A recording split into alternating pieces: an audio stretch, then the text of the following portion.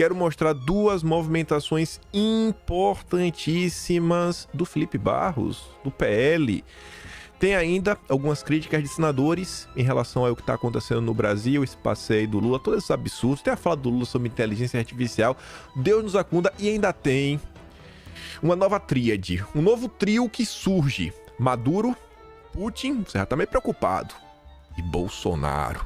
É a nova união conservadora segundo o UOL. A gente vai comentar sobre isso também. E aí a gente vai pro segundo tema, que tem uma coisa muito interessante. Eu não vou adiantar nada, mas de coração eu te peço, fique pelo menos até o segundo tema. Não sou de prometer o que eu não vou cumprir. E eu acho que é uma coisa que vai interessar muito vocês. Vai deixar vocês talvez um pouco mais inteligentes. Aí depois eu quero falar sobre embates, direita versus esquerda. A direita tá numa franca, né, subida, numa crescente. E a esquerda tá numa crise. Ontem o Requião saiu do PT, rapaz. Lula aí sofrendo várias críticas na esquerda. Tarcísio tá fazendo alguns gols interessantes. E no final, se der tempo, mas acho que não vai dar, tem alguns assuntos pra estar de Brasil, principalmente econômicos, que o Lula não tá deixando com todas as confusões que ele tá criando aí, né? Antes de falar sobre Macron, começando aqui sobre o novo trio, gente, aqui não tem nem o que comentar, é só mostrar pra vocês darem risada. Eu não vou nem dar play nesse áudio.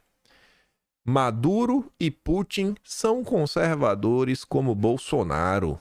Lula é democrata. Opina o Thales Faria. Tem o que pra falar sobre isso? Nada. O que eu posso perguntar é se esse cara aí bebe vodka, 51 ou pinga.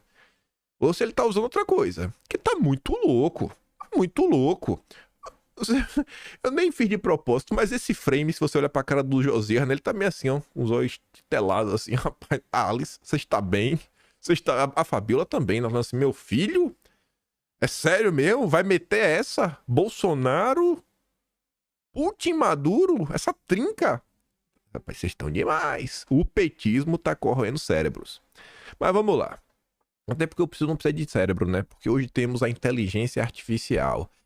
Gente, o Lula, depois de falar, né, que já estava cansado de inteligência artificial, só serve pra fake news, um monte de maluquice.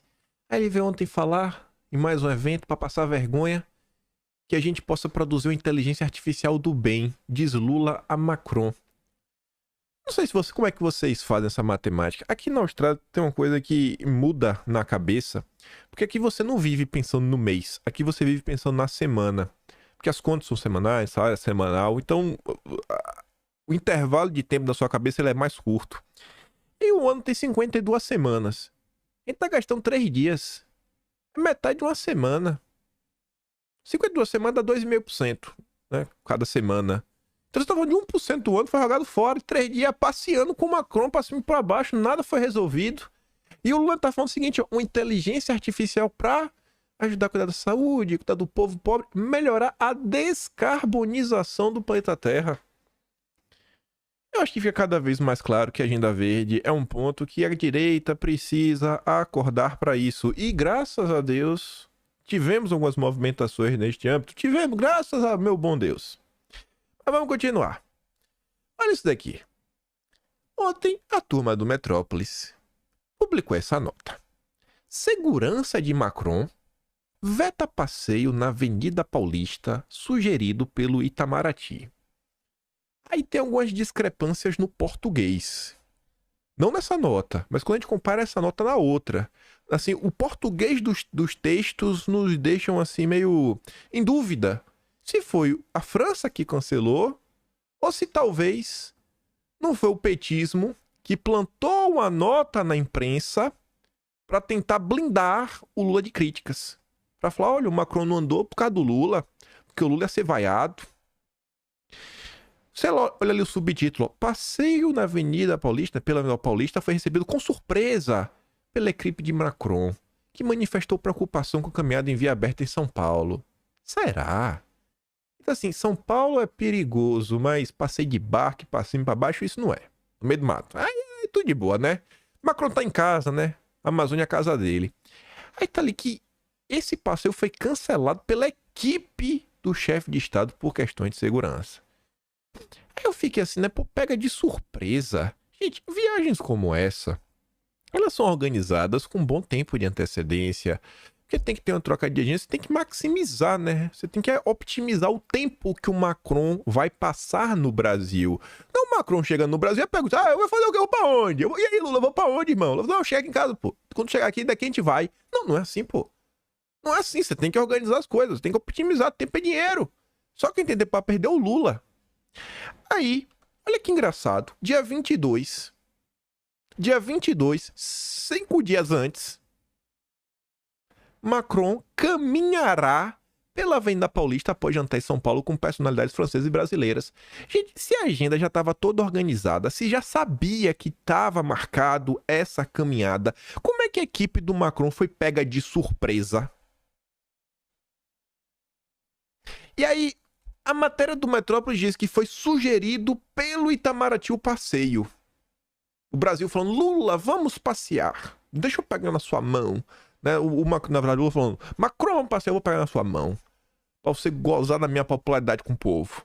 E a nota do Globo falava, ó, em seu segundo dia de visita ao Brasil, na próxima quarta, no caso ontem, o presidente da França, Emmanuel Macron, pretende dar um passeio a pé pela Avenida Paulista. Pelo que a Globo está falando, é o que o Macron pretende fazer. Não a agenda que o Itamaraty montou para ele.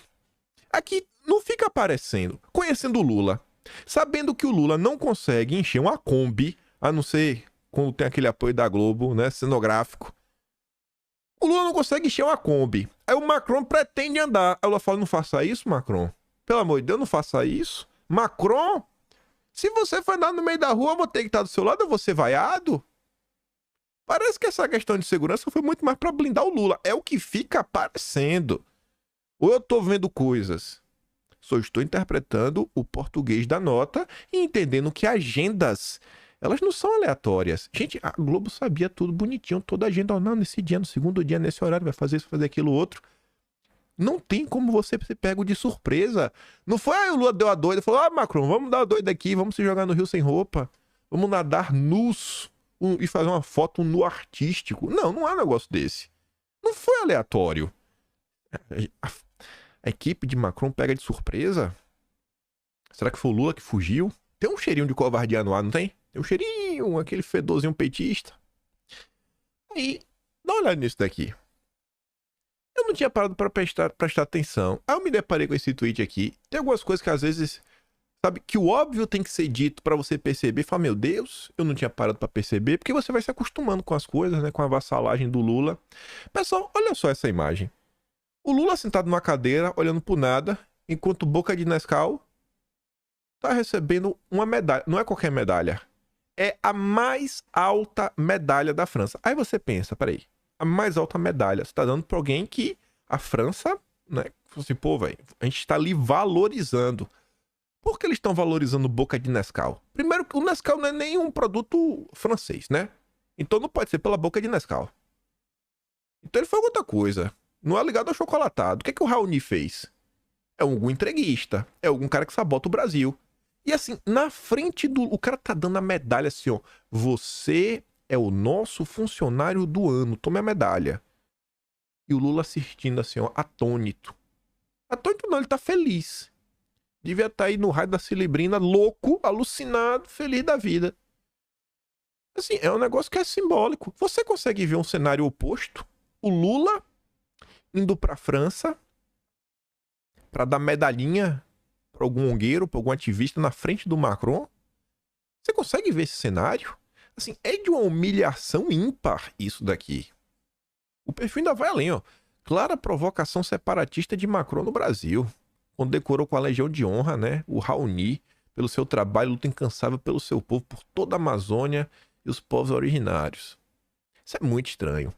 Aí, Boca de Nescau entregou pro Macron e pro Lula denúncias contra a Ferrogrão. 7 anos.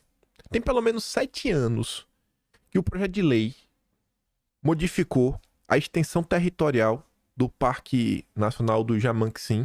Gente, esse parque para construir a Ferrogrão, você está tirando 800 hectares de um lado para dar mais de 50 mil hectares em outro. Só para passar uma ferrovia, e o Lula não deixa. Os zongueiros não deixam, a Marina Silva não deixa. Aí Boca de Nescau recebe a medalha de funcionário do mês, e aí Boca de Nescau vai lá, toma aqui, ó. Vocês não estão vendo que tem algo muito estranho acontecendo nesse país? Boca de Nescau entregou para Macron e Lula um documento com denúncias contra o pai da Ferrogrão. A entrega ocorreu durante a cerimônia em que o Macron condecorou ele com a honraria. Foi durante a cerimônia. O Amazônia Azul, precisíssimo em suas palavras, excelente não ter a Ferrogrão para os agricultores franceses e americanos, contra a melhora da nossa competitividade. Ele prefere milhares de caminhões na BR-163? Ferrovia é o modal mais sustentável e não passa por terras indígenas. Não é preocupação ambiental. É uma batalha econômica. O que existe é uma disputa econômica. Vocês estão vendo que, inclusive, tem uma grande discussão em torno do acordo União Europeia-Mercosul, da forma como está, acho que não ajuda o Brasil. E, obviamente, esse é o objetivo, né? Eles querem entrar no Brasil, vender o produto deles e continuar protegendo o mercado deles. É só venha a nós, ao vosso reino nada. E aqui num ponto... Não, deixa eu comentar isso daqui. Chegar no Felipe Barros. Deixa eu chegar no Felipe Barros, que eu vou ser chato. Ministra do País de Gales pede reconhecimento de terras indígenas a Lula. Ministra do País de Gales. Quem é o país? A única vez que eu ouvi falar na minha vida do País de Gales é quando eu jogava aqueles managers de futebol, tipo L-Foot 98. Championship Manager. Eu gostava de jogar o Manchester.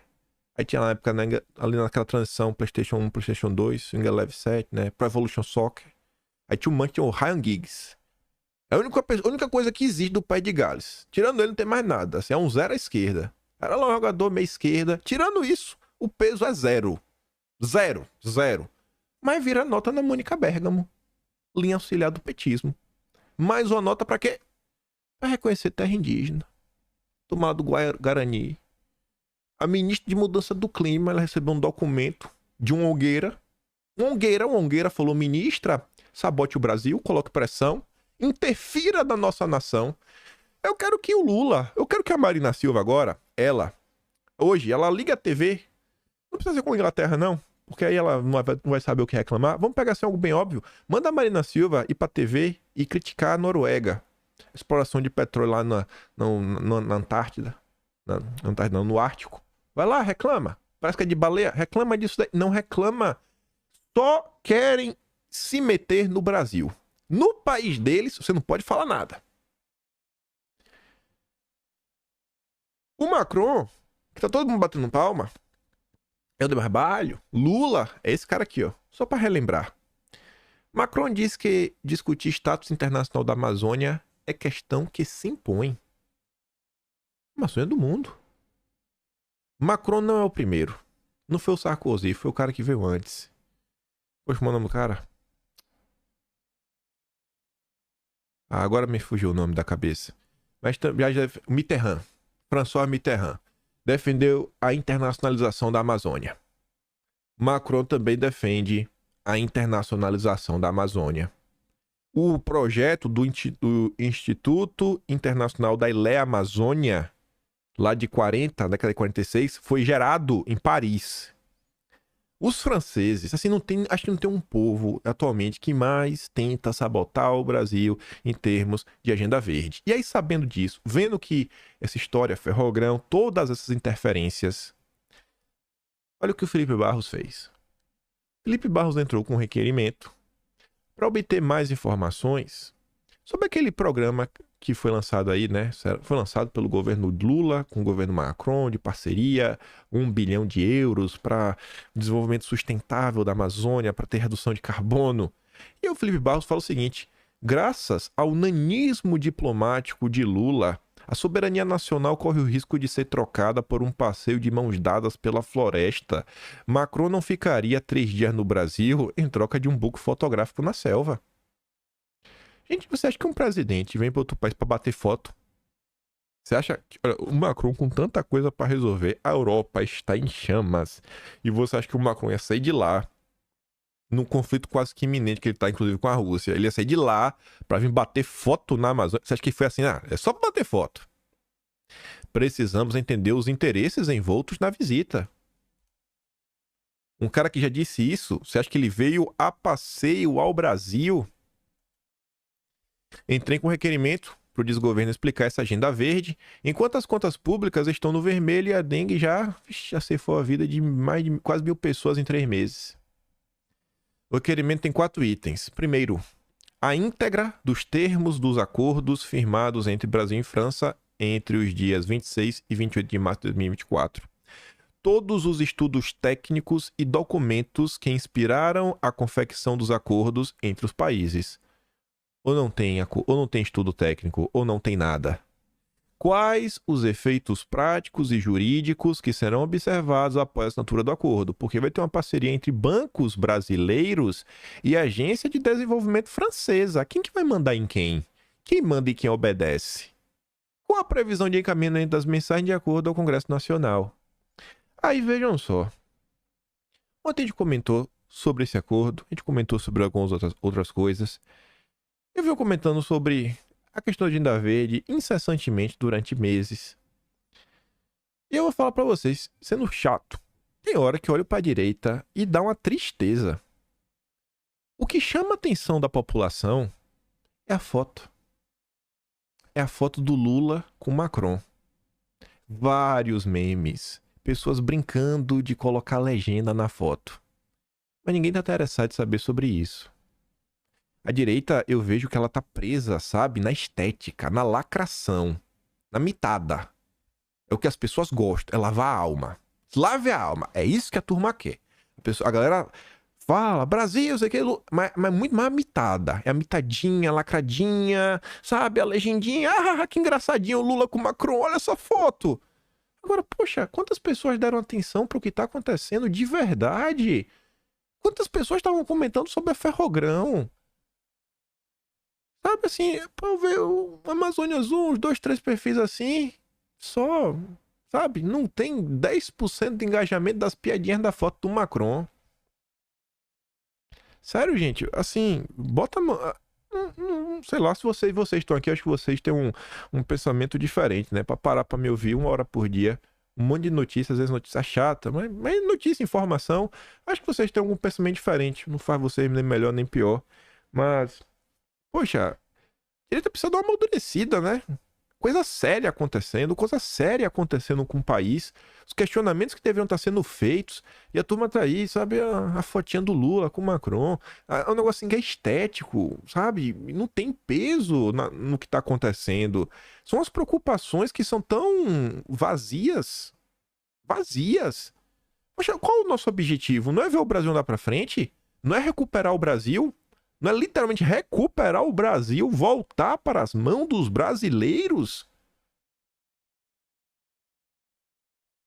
Essa postagem do Felipe Barros, eu já desculpa, DRT não. Eu já pensei sempre de madrugada. Da hora que o Felipe Barros postou até agora, pô, 67 mil visualizações.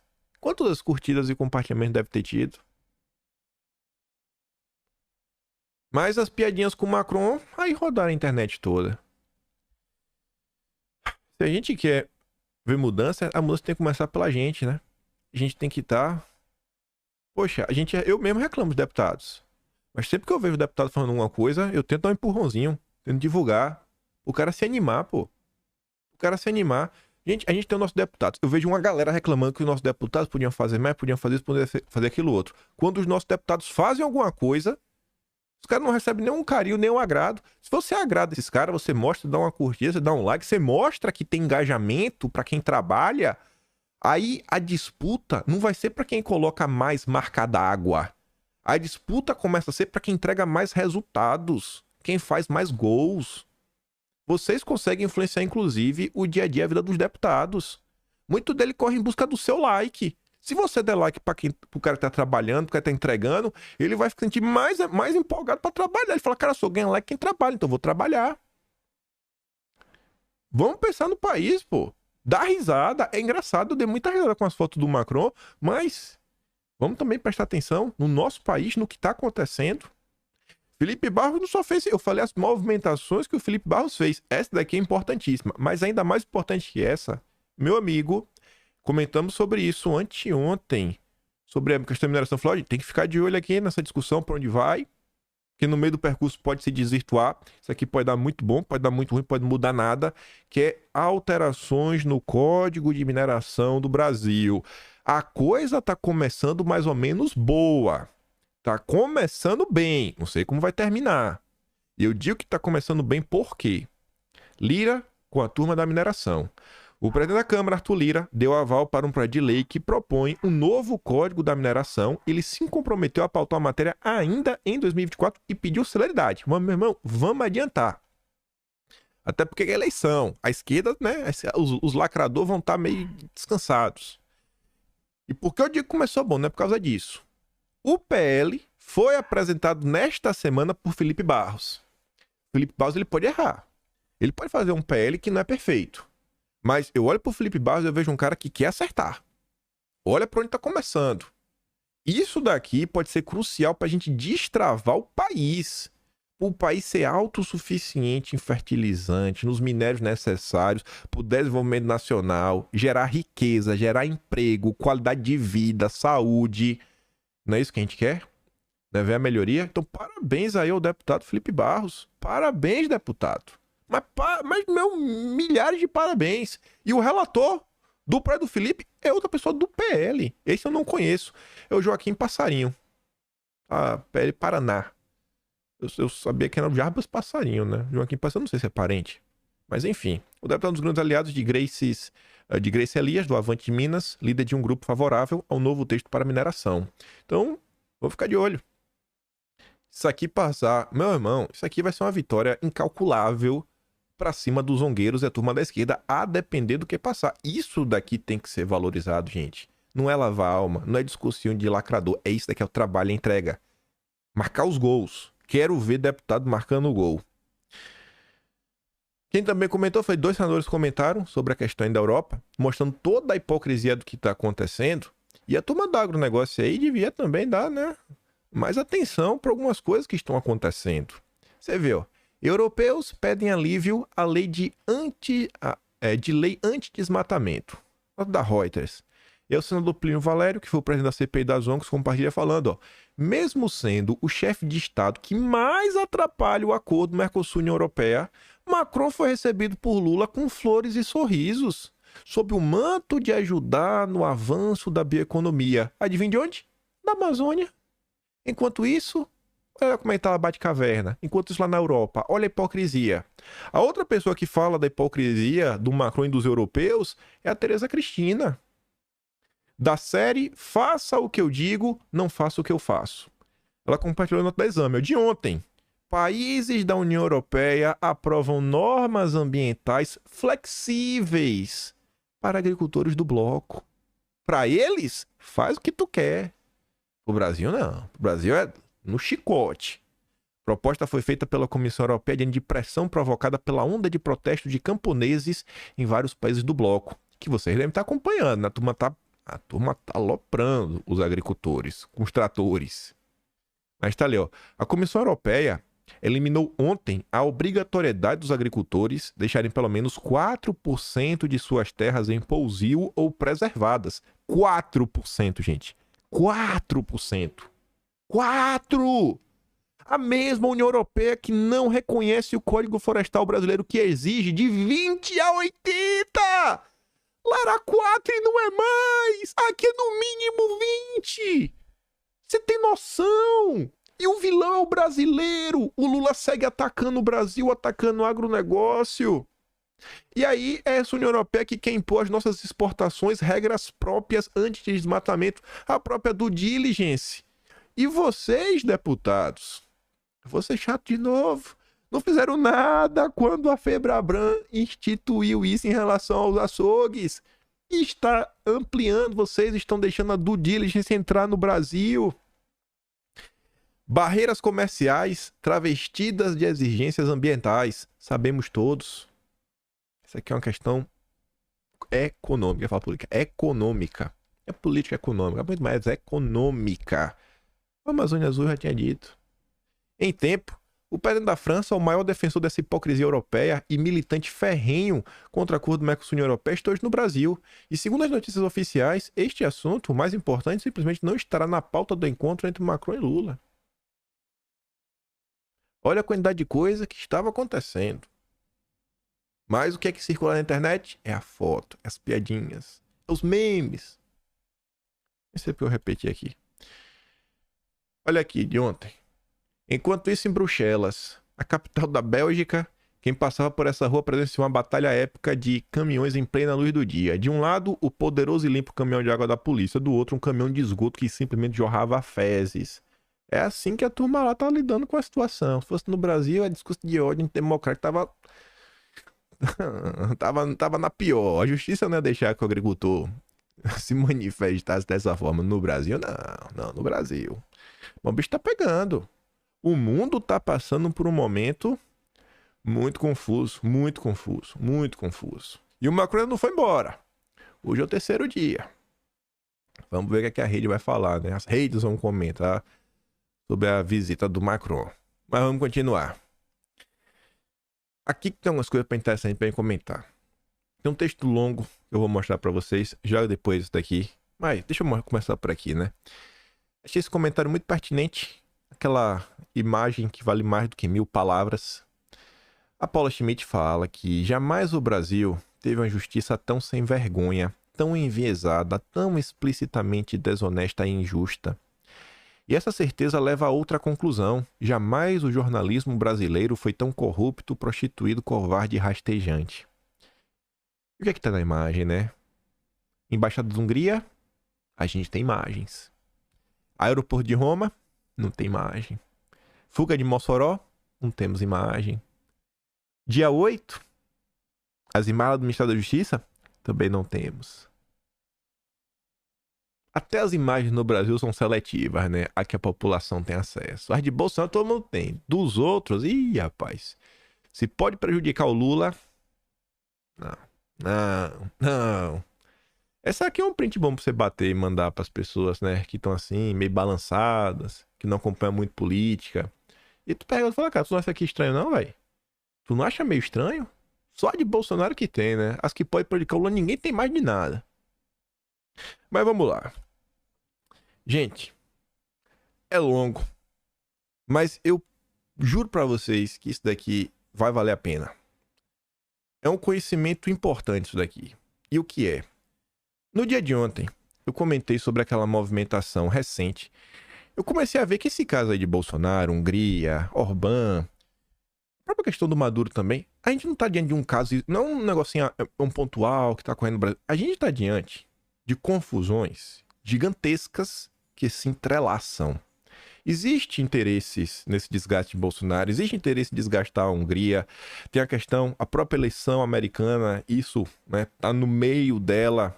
Trump é um aliado do Orbán, não tem como negar. O Biden atacou formalmente o Orbán, e aí eu mostrei essa nota.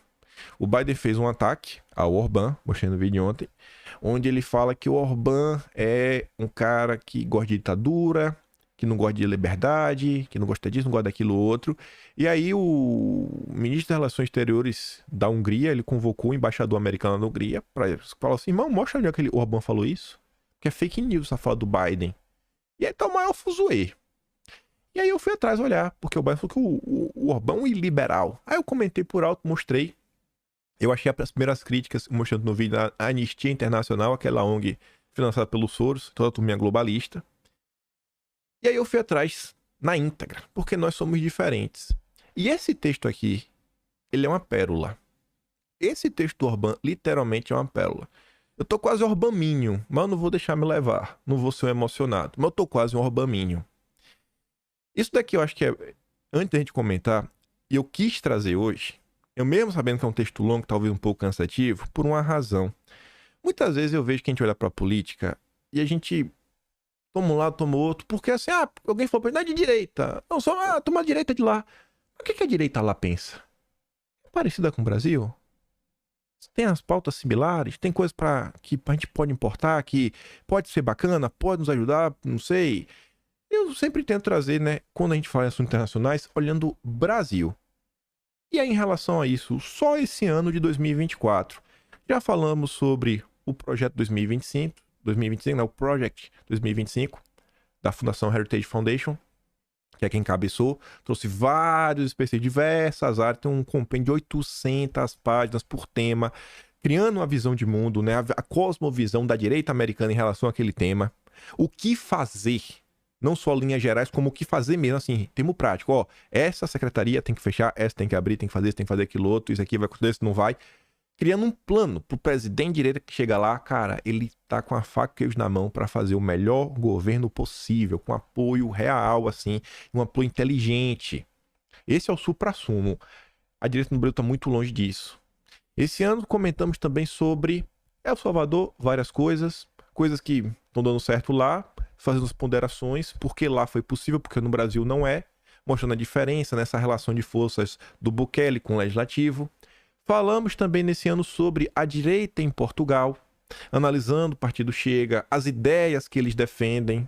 Trouxemos aí algumas coisas do próprio ChatGPT mostrando, etc.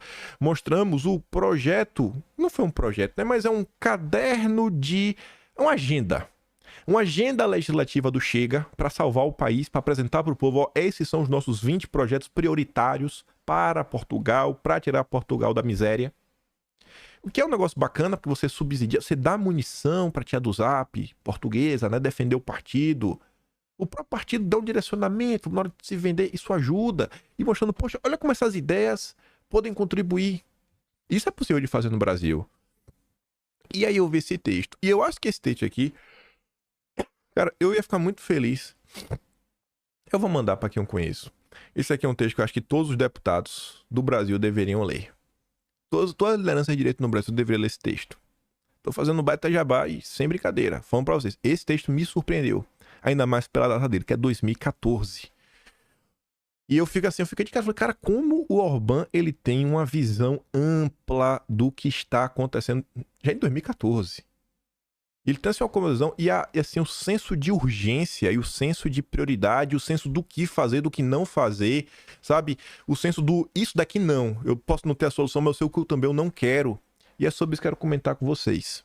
Vem comigo, que eu te garanto que você vai ter uma visão diferenciada. Uma coisa que, inclusive, que eu sempre falo, né? Eu falo, gente, eu sou conservador nos costumes e conservador na economia. Sai de perto de mim com liberal conservador. Sai de perto do Orbán com liberal conservador. Não tem espaço lá. Interessante. Ele, inclusive, vai falar sobre a questão que liberdade tem a ver com liberalismo. Mas, enfim. O texto é bem longo. Quando ele trazer os principais pontos, ainda assim ficou muito longo. É um discurso, né, completo. Enfim, em 2014, o mundo já tinha passado pela crise de 2008, uma crise impactante. E aí, nesse discurso, o Orbán ele também tá falando já sobre isso. Ele tá tentando entender, cara, o mundo tá passando por mudanças. Naquele momento já tinha passado. Já tava entrando numa nova era. E agora?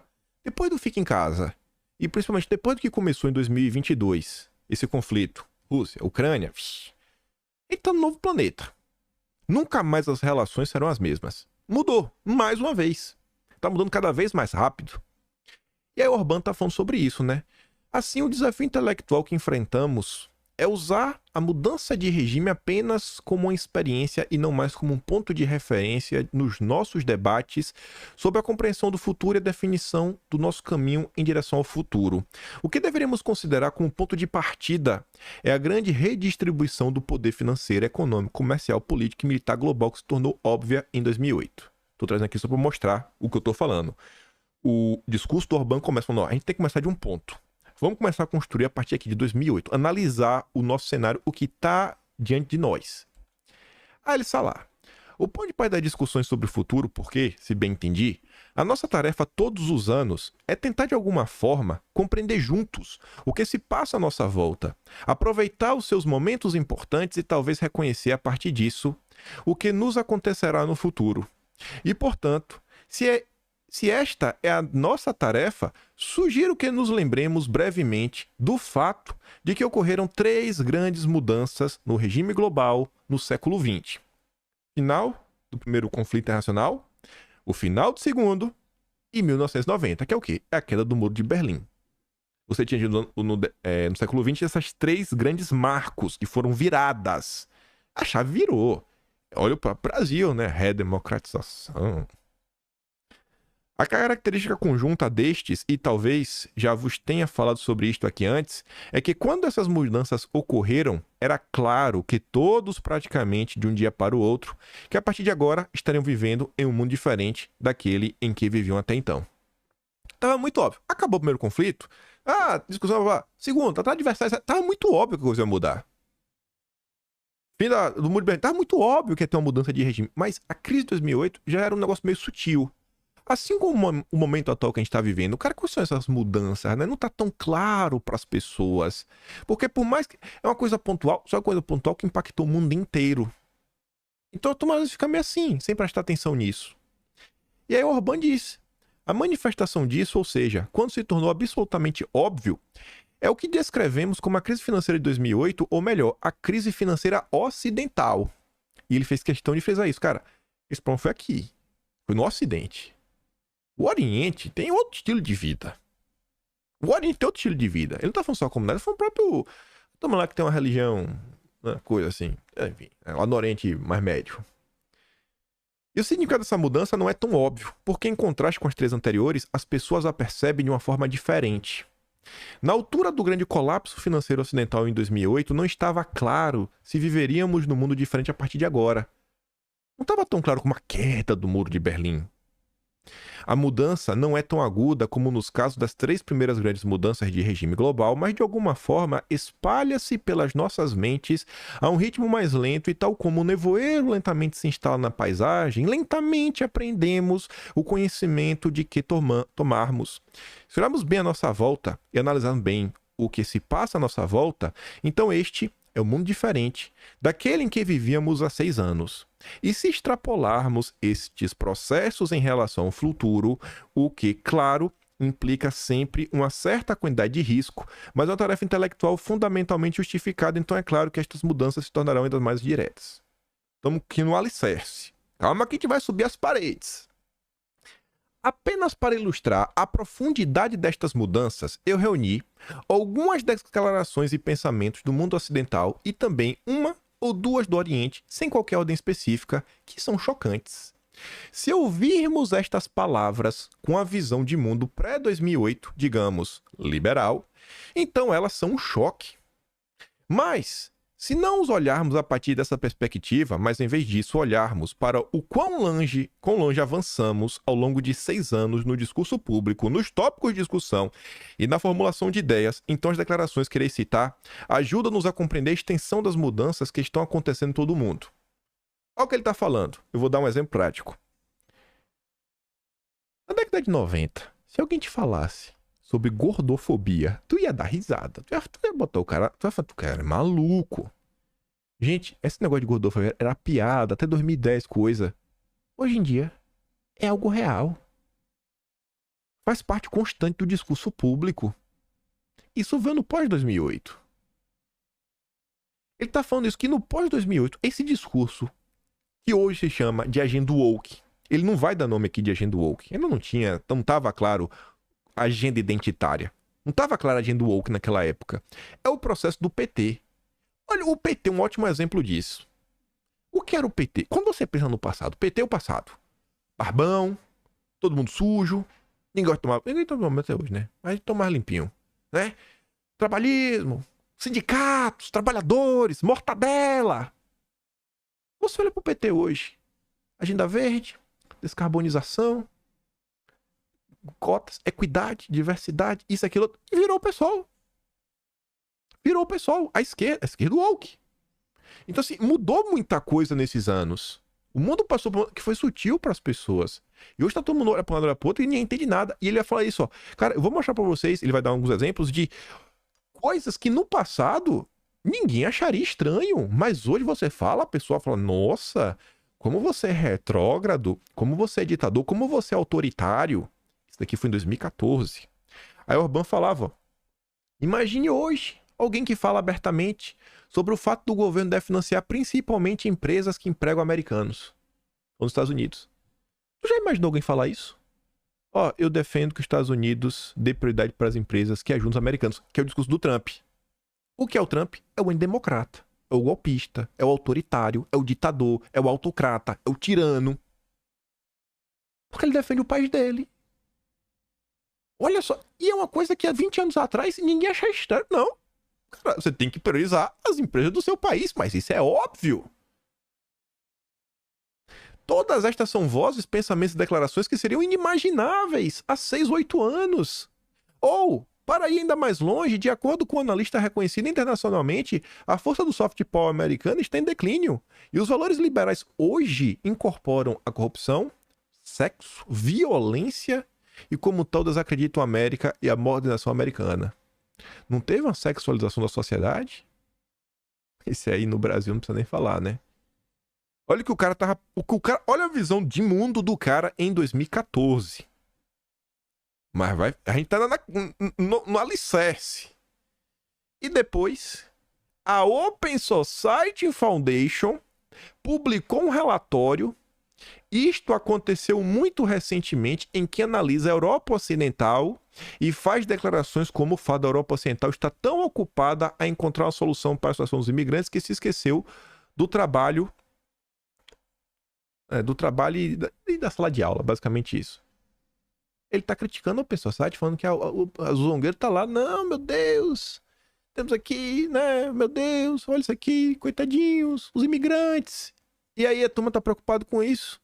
E não tá preocupado em gerar renda. Não tá preocupado com a educação. Se esqueceram. Se esqueceram os assuntos que deveriam ser para trabalho, emprego, dinheiro. Vamos deixar de lado. E aí, ele fala que esse novo mundo que estava emergindo no pós-2008 era um novo mundo, novos desafios, novos paradigmas. É o pós-globalização. E agora sim, a globalização não deu certo. E agora cada estado ia começar a trabalhar em busca de aumentar o seu poder de competitividade. Esse era um dos novos desafios. O Estado se destacar. E olha como hoje nós temos leis, regulamentações, a gente acabou de comentar sobre isso na Europa, que é para destruir a competitividade do agronegócio brasileiro. Aí ele fala, ó, há uma corrida em curso para encontrar o método de uma organização comunitária, o Estado que seja mais capaz de tornar uma nação e uma comunidade internacionalmente competitivas. Esta, senhoras e senhores deputados, é a explicação para o fato do tema mais popular no pensamento atual ser a tentativa de compreender como sistemas que não são ocidentais, nem liberais, nem democracias liberais e talvez nem mesmo democracias, podem, no entanto, tornar suas nações bem-sucedidas. Lá atrás, olha o que a gente vê hoje. O Lula sabota a margem equatorial. A comunada lá não tá nem aí, bicho. A comunada lá, o petróleo, carvão, fábrica, indústria, papapá. E você fala, meu Deus do céu, velho. O que tá acontecendo no Ocidente? O que é que está acontecendo no Ocidente? O que a turma tá fazendo, óbvio. Tá explorando petróleo adoidado. E o Ocidente tá com esse papinho de maluco. E o cara tá falando, gente, olha só. Os países do Oriente, eles estão crescendo. Olha a ameaça que esses países se tornaram hoje. O país vermelho jamais teria chegado do tamanho que chegou. Nova rota da seda, isso, aquilo, outro. A Rússia jamais teria chegado onde chegou se o mundo ocidental tivesse nessas maluquices. Não teria. Criaram um problema. E o Orbán tava lá, cara, a gente tem que tentar entender. E ele fala, olha as estrelas da época. Singapura, Acumulada, Índia, Rússia, Turquia. E ele fala que a gente tem que tentar entender por que esses países estão dando certo. Por que a economia desses países está dando certo? Tentar compreender. O que significa, ao mesmo tempo, que rompemos com os dogmas e ideologias que foram adotados pelo Ocidente e nos mantemos independentes deles. Estamos a tentar encontrar a forma de organização comunitária, o novo Estado húngaro, que seja capaz de tornar a nossa comunidade competitiva no mundo, grande corrida global nas próximas décadas. Em 2014, o Orbán já estava preocupado em criar um espírito nacional, uma identidade nacional, o novo Estado húngaro, a união da população em torno de um projeto de país. Tá começando a ficar bacana. Eu sei, mas vai melhorar muito ainda tá no chão. O Orbán é um cara inteligente. Eu estou surpreso. Isso aqui em 2014. Tivemos que afirmar que uma democracia não tem necessariamente de ser liberal. Só porque um Estado não é liberal, cara, ele não pode ser uma democracia. É daí que tira a história que, o Orbán é iliberal, é ditador. Ele tá falando, irmão, olha só, dá pra ser uma democracia sem ser liberal. E ele vai explicar. E pra pessoa de bom entendimento, de boa vontade, vai entender. E, de fato, também tivemos de afirmar e afirmamos que as sociedades construídas com base no princípio de organização estatal da democracia liberal serão provavelmente incapazes de manter a sua competitividade global nas próximas décadas. E, em vez disso, serão provavelmente reduzidas a menos que sejam capazes de mudar a si próprias significativamente. O Orbán acertou, viu? Porque o Estado liberal ocidental pró-agenda verde tá de joelhos pro Oriente. De joelhos. Senhoras e senhores, o fato é, se encaramos os acontecimentos que estão acontecendo à nossa volta a partir dessa perspectiva, então o que normalmente escolhemos como ponto de partida é o fato de, até agora, termos conhecido 3 formas de organização estatal. O Estado-nação, o Estado liberal e o Estado de bem-estar. É o welfare state, né? É o social-democrata. E a pergunta é, o que vem depois? A resposta húngara para essa pergunta é que a era do Estado baseado no trabalho está se aproximando. E o que ele quer falar com isso? A era da produtividade. Temos que valorizar quem produz bens palpáveis, telefone que seja, serviços. Não é o dos papéis, ganhar dinheiro vendendo crédito de carbono. Não é o mundo da especulação. Ganhar dinheiro especulando. Não é isso, irmão. Não é. É trabalho, é produtividade. Queremos organizar uma sociedade baseada no trabalho, que, como acabei de mencionar, assume o ônus de declarar que não é liberal em caráter. E o que é que tudo isso significa? Isso significa que devemos romper com os princípios liberais e os métodos de organização social e, em geral, com a compreensão liberal da sociedade. Eu só quero dizer isso em relação a 2 dimensões por enquanto. Não quero entrar na palestra longa, etc. tudo mais. No que diz respeito à relação entre 2 pessoas, olha que sacada interessante essa do Orbán agora. A relação entre 2 pessoas, o ponto de partida da organização liberal da sociedade se baseia na ideia de que temos o direito de fazer qualquer coisa que não infrinja a liberdade da outra parte. É sedutor essa frase, né? Olha, você pode fazer tudo que não vai interferir na liberdade do outro. Liberal. Isso é bom ou é ruim? Parece bom, né? É sedutor. Só que ele colocou uma saca. O bicho é inteligente.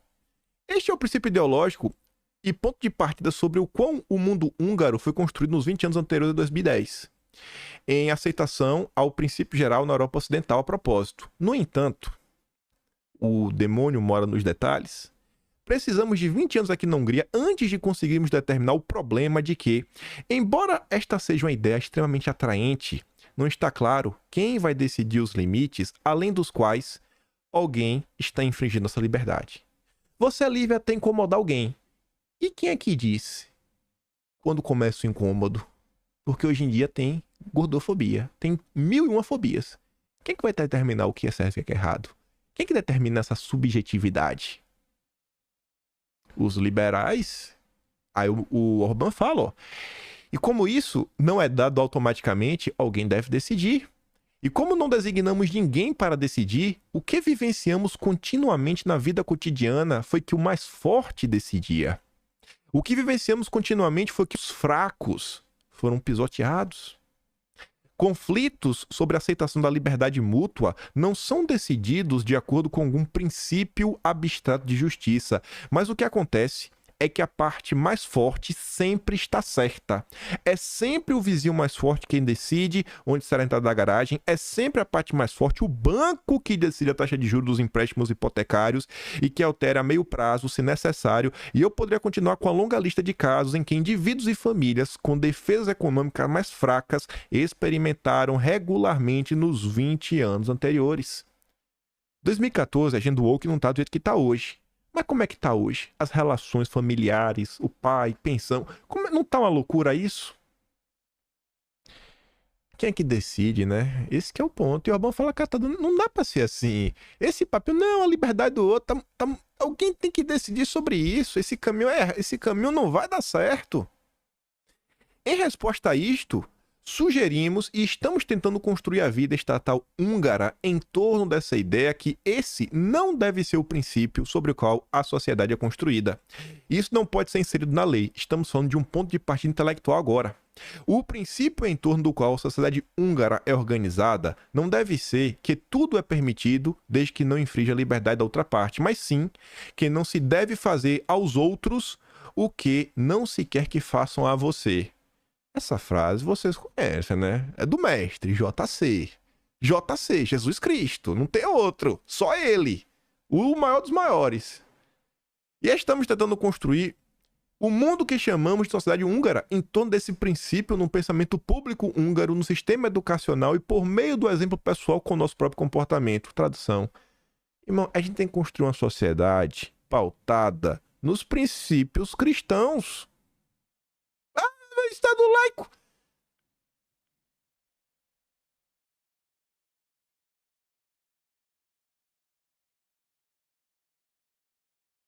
Pronto, vocês não ouviram, mas eu falei do Estado laico. Se olharmos para essa mesma ideia em relação à relação entre o indivíduo e a comunidade, porque estivemos falando sobre a relação entre o indivíduo e o indivíduo até agora, então vemos que nos 20 anos anteriores, a democracia liberal húngara, que se desenvolveu, foi incapaz de implementar muitas coisas. Eu preparei uma lista breve das coisas que ela foi incapaz de fazer.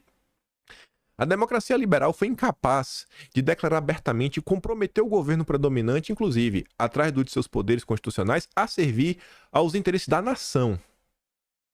O governo liberal, ele não serviu aos interesses nacionais. Não. Vocês são entreguistas, vassalos, colonos. E, de fato, desafiou a própria ideia da existência de interesses nacionais. É o Lula, quando fala que o mundo, temos que pensar na crise global. Crise global é o... Enfim, né? Espero que tenha cortado. É isso, a crise global, sabe? É o interesse nacional que tem que falar mais alto.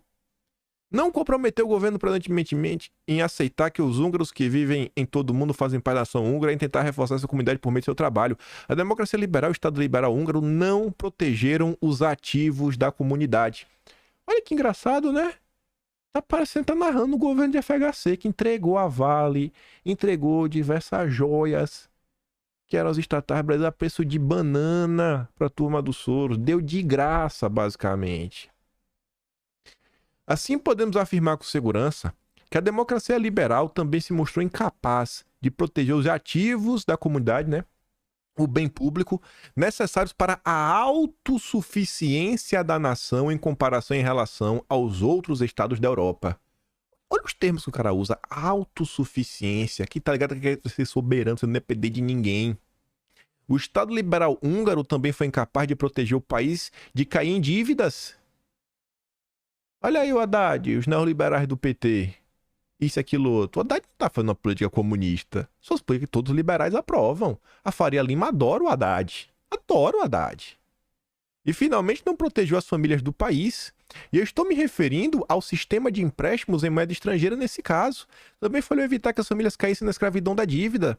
Consequentemente, as eleições de 2010, especialmente à luz da vitória eleitoral de 2014, podem ser interpretadas com segurança como significando que na grande corrida global em curso para criar o Estado mais competitivo, os cidadãos da Hungria estão esperando que os nossos líderes, né, os políticos, encontrem, formulem, forjem um novo método de organização estatal húngara que, seguindo o Estado liberal e a era da democracia liberal, é claro, respeitando os valores do cristianismo.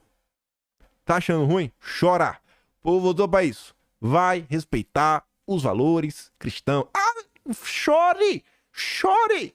Chore! Chore na minha! Da liberdade e dos direitos humanos, que possam novamente tornar a comunidade húngara competitiva e que adire e complete as tarefas inacabadas e não realizadas que acabei de listar. Agora estou conhecendo um pouco do pensamento da Hungria, da direita da Hungria. Por isso que estão no poder também. Deve ter muito mais, né? Não é tão simples assim. Mas vocês entendem por que o Jamil Chad odeia a Hungria? Porque todo hongueiro odeia a Hungria? Porque todo mundo de esquerda odeia a Hungria? Porque dizem que é extrema-direita, é o projeto mais avançado. Vocês estão entendendo por quê? O projeto mais avançado. O Jamil Chad falou, né, a Hungria. Vocês estão entendendo por quê? Olha a visão de mundo. Olha a profundidade, as preocupações que a galera tava de 2014. Mas os nossos deputados fazem marca d'água e lacram. Lacradores miseráveis. Os melhores do planeta. O que está acontecendo na Hungria hoje pode ser interpretado afirmando que a liderança política predominante hoje tentou garantir que o trabalho pessoal e os interesses das pessoas, que devem ser reconhecidos, estejam intimamente ligados à vida da comunidade e da nação. Cara, vamos fazer algo que a vida da pessoa, o trabalho dela, a produtividade, esteja conectada a um projeto de país. Vamos interligar, dar um sentido, uma identidade nacional. O cara bater para falar, eu sou húngaro. Eu sinto prazer, eu sinto orgulho do meu povo. E que esse relacionamento seja preservado e reforçado. Em outras palavras, a nação húngara não é simplesmente um grupo de indivíduos, mas uma comunidade que deve ser organizada, reforçada e, na verdade, construída. E, portanto, nesse sentido, o novo Estado que estamos construindo na Hungria é um Estado iliberal, um Estado não liberal.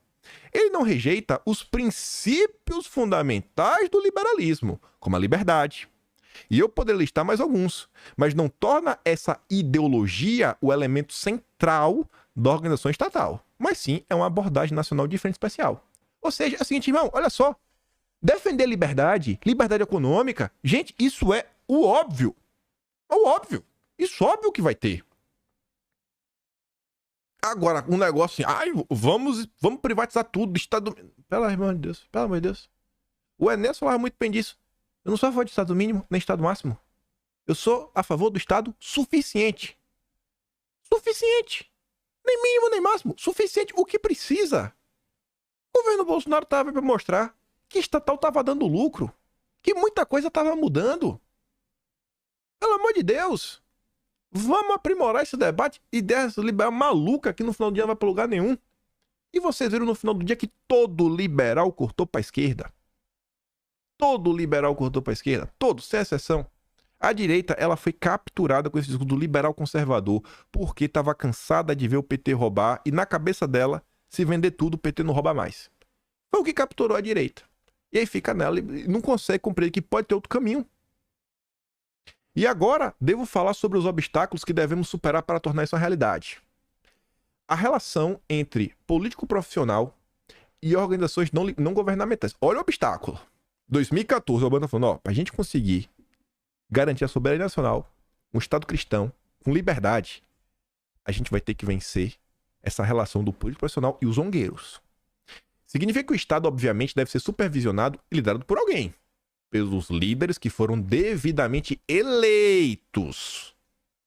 Não é para ser governado pela União Europeia, OMS, ONU, não. Quem foi eleito, que no Brasil não vale mais. Mas então, na periferia da vida estatal, sempre aparecem hongueiros. Agora, o mundo não governamental na Hungria pinta uma imagem muito peculiar.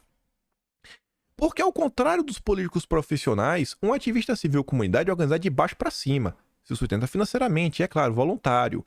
Em contraste, se olho para o mundo não governamental na Hungria, ou pelo menos para aquelas ONGs que estão regularmente sob os holofotes públicos, a que ganham destaque, está na Folha de São Paulo, na Globo, Artigo 19, Conectas, Vladimir Herzog, Greenpeace, WWF... E o recente debate sobre as bolsas da Noruega trouxe isso à tona, então o que eu vejo é que estamos lidando com ativistas políticos pagos. E além disso, esses ativistas políticos pagos são ativistas políticos que estão sendo pagos por estrangeiros. São ativistas que estão sendo pagos por um grupo de interesse estrangeiro específicos, sobre os quais é difícil imaginar que consideram tais pagamentos como investimentos sociais. E é muito mais realista acreditar que desejam esse sistema de instrumentos para aplicar influência na vida política húngara em relação a um determinado assunto em um determinado momento. Aí você agora entende o que eu mostrei no vídeo ontem da Anistia Internacional falando: o Orbán tá vindo aí, ó, lei anti-Soros. Anti-Soros, tava aí, ó. Soros aqui não, aqui você é pessoa não grata. Você não vai interferir no país. Você não vai sabotar a Hungria. Na Hungria não. Aqui tem lei, aqui tem ordem, aqui tem os valores cristãos que vocês odeiam. E assim, se queremos organizar nosso Estado Nacional para substituir o Estado liberal, é muito importante deixar claro que não estamos nos opondo às ONGs. E não são as ONGs que estão se movendo contra nós, mas alguns ativistas políticos pagos que estão tentando impor interesses estrangeiros aqui na Hungria. Raoni Boca de Nescau, Macron, proíba ferrogrão. País de Gales, proíba ferrogrão. Não, amiguinho, não é assim não. É por isso que é extremamente justificando que o parlamento húngaro tenha formado um comitê para regulamentar, monitorar, registrar e tornar públicas as influências estrangeiras para que todos nós, inclusive você, possamos saber precisamente quem são os verdadeiros personagens por trás dessas máscaras. Uma iniciativa que até agora a direita no Brasil não tomou. Começar a ir para cima dessas ONGs. Tem que ter uma transparência, tem que começar a barrar de internacional. Acabou a festa. A única questão que resta, senhoras e senhores, mas não é da minha conta respondendo este caso, é se devemos ter medo de uma situação em que qualquer coisa pode acontecer. Devemos ter medo ou devemos, ao invés disso, estar cheios de esperança? Tendo em vista que a ordem mundial atual não é particularmente do nosso agrado, acredito que seria melhor sentirmos que a era em que qualquer coisa pode acontecer, que está diante de nós, embora traga consigo incerteza para muitos e até mesmo para significar problemas, contém pelo menos tanta chance e oportunidades para a nação húngara. E então, ao invés de medo, isolamento, retraimento, recomendo fortaleza, pensamento adiante e ação racional mais corajosa para a comunidade húngara da Bacia do Carpatos e, na verdade, para toda a comunidade húngara espalhada pelo mundo. Pode facilmente ser o caso de que, já qualquer coisa pode acontecer, o nosso momento chegará. Obrigado pela sua atenção. A tradução não fica tão boa, né, que a tradução do Google. E assim encerrava o texto do Orbán. Olha a visão do mundo. Olha o que a direita na Hungria já estava pensando desde 2014, ideias, direcionamentos. A nossa direita brasileira ela tem que amadurecer, gente. É a chatice que eu falei do início lá, sabe? Tá mais preocupado com a fotinha do Macron do que o acordo que foi colocado na mesa, do que as coisas que estão avançando, do que a sabotagem da Ferrogrão. A gente tem que ser um pouco da estética, sabe? Da piadinha, do risinho. Beleza, se engaja, todo mundo gosta, né? De ficar pirraçando o petista. Mas a gente tem que resgatar o Brasil. O Brasil precisa ser resgatado. O Brasil foi sequestrado. Foi sequestrado. Nosso país foi sequestrado. A gente precisa resgatar ele. E a turma do Orbán tá no poder até hoje. Parece que o plano deles aí, pelo menos para continuar no poder, tá dando certo, né? Eu não conheço muito mais a fundo. Mas vendo esse discurso, vendo no Brasil quem odeia o cara, vendo no mundo quem tá contra ele, parece que ele tá seguindo por um caminho bacana. Ou pelo menos ele propôs um caminho muito bacana. Se isso aqui, do que entrou em prática disso daqui, eu não tenho total conhecimento. Mas eu acho que ele sabe do que tava falando. Ele sabe muito bem do que tava falando. Exemplos aí que eu acho que pode inspirar a dita direita no Brasil. Que não tem que ser igual da Hungria, não tem que ser igual dos Estados Unidos, não tem que ser igual da Argentina, não tem que ser igual da Espanha, do Portugal. Tem que fazer similar em buscar a nossa identidade nacional, o brasileiro. Nós somos um povo diferente dos outros. Ninguém vai conseguir dar solução pra gente. Ninguém vai conseguir dar solução pro Brasil. Cabe a nós. Temos que ir lá achar o caminho. O nosso. Mas pra isso a gente tem que realmente aprofundar, melhorar o nível do debate público, entender mais o que tá acontecendo, tentar entender, cara, como agir pra resolver as coisas. Eu sei que já tá com a hora em 5 aqui, mas pra terminar com as duas notícias aqui interessantes, nem vou falar daqueles da esquerda, deixa pra falar isso amanhã, mas veja como são as coisas. Eu acho que a gente deve voltar a falar isso hoje, porque A própria nota fala, essa nota fala, mas a seguir, eu nem coloquei o parágrafo aqui, que esta pesquisa do Paraná deve ser divulgada na íntegra hoje. Pesquisa encomendada pelo PP traz Michele Bolsonaro empatada com Lula.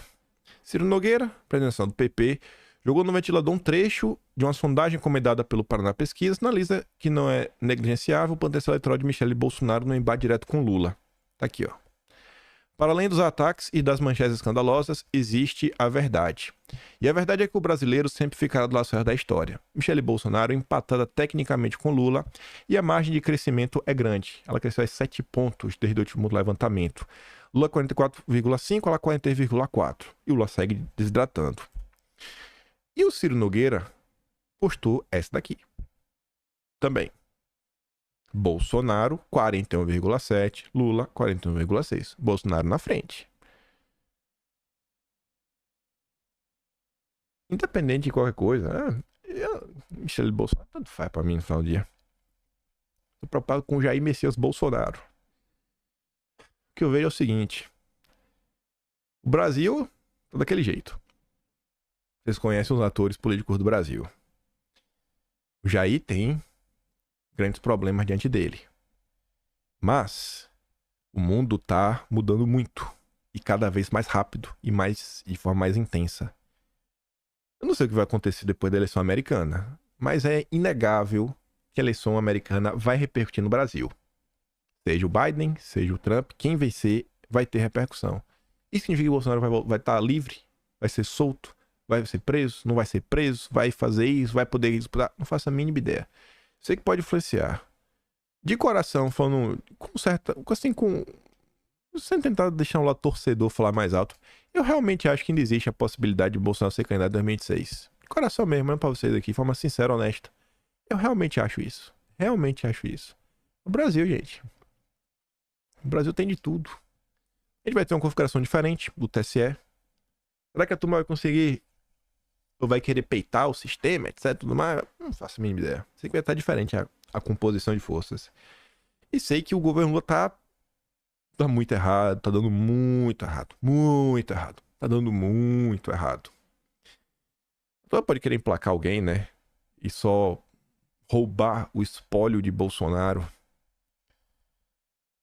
O que eu sei é que independente de quem for o candidato, enquanto brasileiro, enquanto cidadão, o meu papel de cidadão brasileiro, eu quero em 26 estar melhor do que eu tô hoje. Eu quero poder, em 1º de janeiro de 2027, com o fim do governo petista, tá para noticiar, trazer informação e também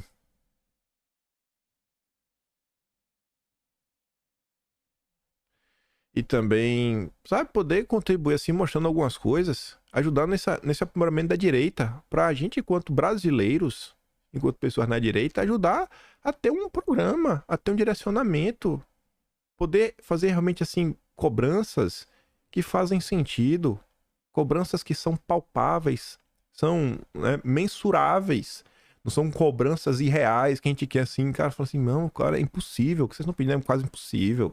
Sabe assim, cara, pedir no limite mesmo. Falar, cara, isso aqui dá pra fazer, vamos colocar pressão pra ajudar a fazer que o Brasil seja o país que nós esperamos que ele seja. Pode estar aqui junto todos vocês. E, assim, a gente feliz da vida vendo o país entrar no trilho. Não é sobre derrotar Lula, não é sobre, o PT. Não, bicho, tô nem aí pro PT na real. Eu quero saber do Brasil.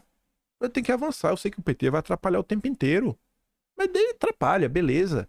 Vamos fazer um embate político, o que a direita faz. E uma vez que a pessoa acorda para isso, ela não volta mais a dormir, gente.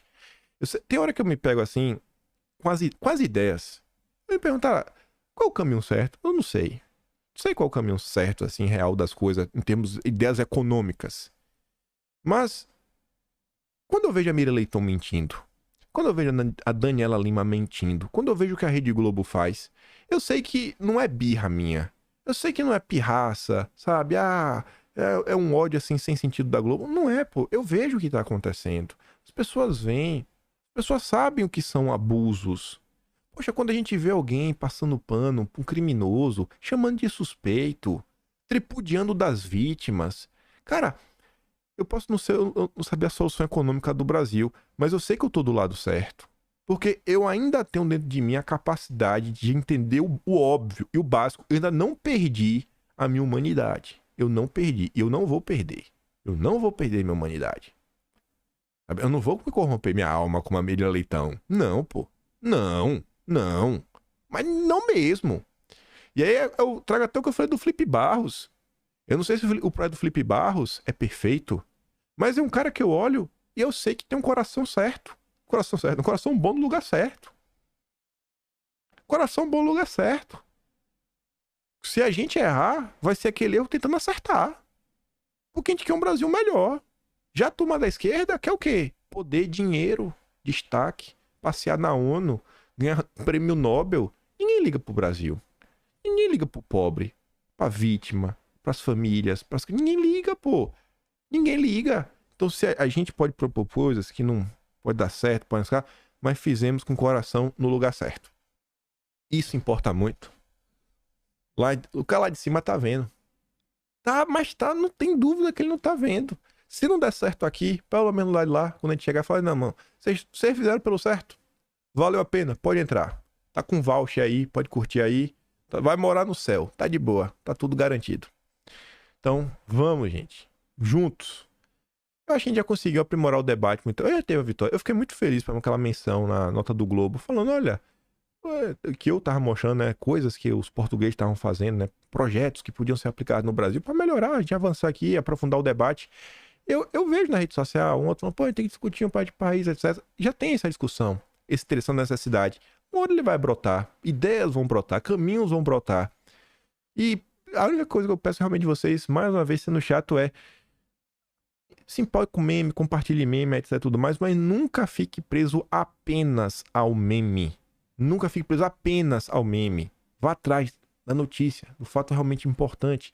Se preocupe mais com a Ferrogrão do que com os memes do Lula com o Macron. Sabe, o meme com o Lula é estética, não muda nada. Mas a Ferrogrão é o nosso país ficando para trás. É o nosso país ficando menos competitivo. Essa é a palavra. A Tereza Cristina usou, o Primo Valério usou, o Amazônia Azul usou. É o que o Orbán tava falando desde 2014. A gente tá no novo mundo. A gente tem que ir atrás da nossa competitividade. Destacar o Brasil. O Brasil. O Brasil. E é isso. Foi o meu trabalho. Se quiser notar um pouquinho mais, pode estar no canal. Tem um botão de valeu. Tem uma inscrição. E tem o Atlas Brasileiro. Onde tudo isso está sendo registrado. O projeto 2025 tá no Atlas de janeiro, né? O de Portugal vai entrar agora no de março. Junto com esse daqui. E o de fevereiro sai agora dia 15, né? 14º livro da Era Lula.